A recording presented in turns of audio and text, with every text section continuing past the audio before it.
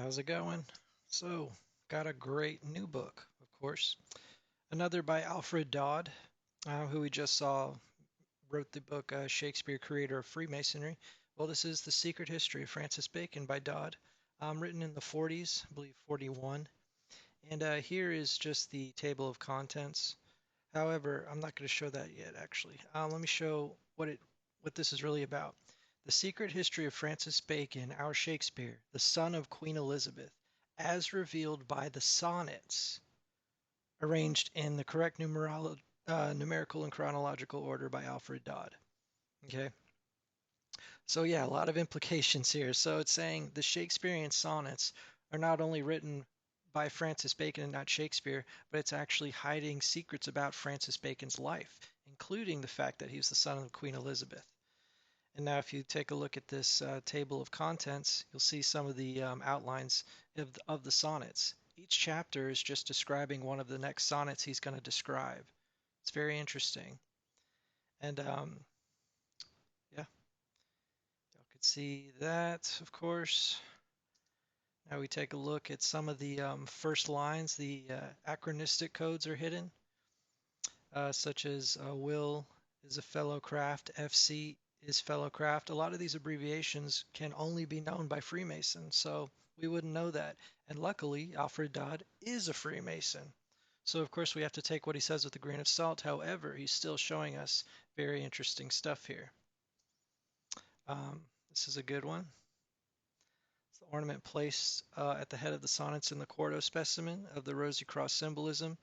There's a light A and a dark A, which symbolizes, that there's a secret hidden message underneath the surface. Can you see that A right there?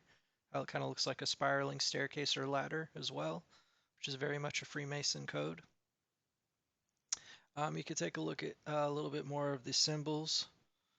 As you can see, you can go ahead and read that. Here's another one referring to Francis Bacon.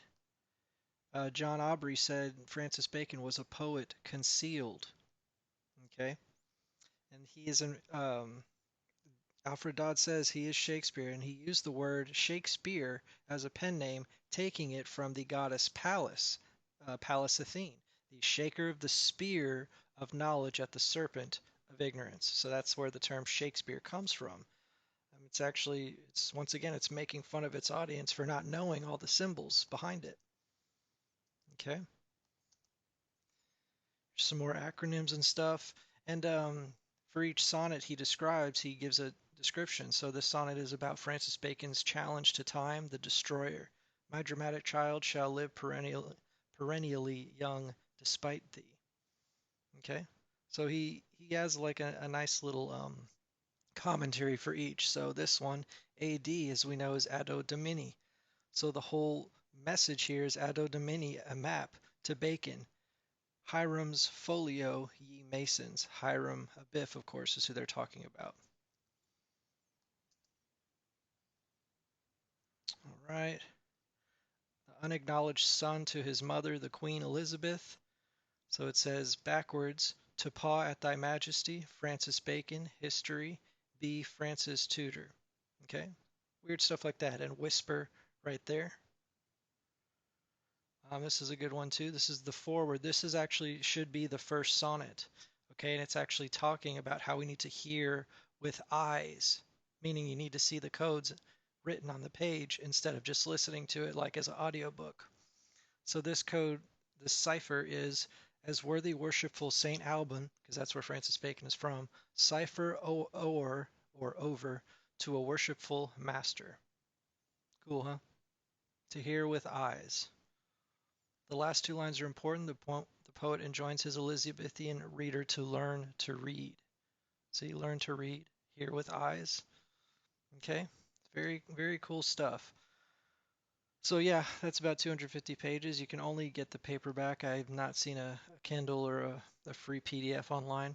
However, I'm going to end this video with something truly awesome. I don't know if y'all know, but Nietzsche is my homeboy.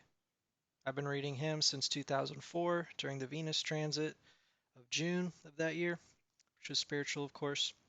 And now this same book confirms that yes, Nietzsche also knew that Shakespeare was Francis Bacon, and I was just blown away. I just read this during my lunch break at work, and so I'm posting a video. Alfred Dodd says one of the most profound thinkers in this modern age was the marvelous iconoclast German philosopher Friedrich Nietzsche, who of course fulfilled the 1844 prophecy of the Great Disappointment, as I've gone into 10 years ago. In Ecce Homo, his autobio, this is what he writes with unerring insight regarding the authorship of the Shakespeare plays by Lord Bacon. Nietzsche. I know of no more heartrending reading than Shakespeare. How a man must have suffered to be so much in need of playing the clown. Is Hamlet understood? It is not doubt but certitude that drives one mad. But in order to feel this, one must be profound. One must be in an abyss, a philosopher. We all fear the truth. And to make a confession, I feel intuitively that certain and convinced that Lord Bacon is the originator of Shakespeare's plays. The self-torture of this most gloomy, haunting, uncomfortable kind of literature. And what do I care about the miserable gabble of muddlers and blockheads? But the power for the greatest realism in vision is not only compatible with the greatest realism in deeds, with the monstrous in deeds, with crime, it actually presupposes the latter. We do not know half enough about Lord Bacon, the first realist in all the highest acceptation of the word, to be sure of everything he did, everything he willed, and everything he experienced in his inmost soul. Let the critics go to hell. So yeah, that's Nietzsche. And I didn't even realize, I've read Ecce Homo many times. I just never knew about the Bacon conspiracy until now. So now this all means something. It says he's intuitively certain and convinced that Lord Bacon is the originator of these Shakespeare plays because he did have insight, intelligence, experience in the courts, um, a romantic life, a troubled Jerry Springer type of family upbringing with the queen being your mother, but no one can tell. But anyway, this book is so amazing because it's literally about the, the history of Francis Bacon as secretly told in these sonnets. Okay? And now I really highly suggest y'all pick up a copy of this because I can't post the whole video. Okay, I can just talk about some stuff. But there it is. And need I mention that Nietzsche and I are very spiritual brothers together. Like I have the only one who discovered these prophecies about his birth being, a special teacher or prophet being born. Five different religions. Said 1844, someone's coming down. So in 2009, I said that, and now I'm into Francis Bacon, and I'm the only one to find the 1611 KJV Bible codes using Francis Bacon. So me and Nietzsche and Bacon are all connected now because I've contributed to their legacy, okay, in whatever way I can, even if it's just a dumb YouTube video. Um, so yeah, Nietzsche's on board. He's pretty woke.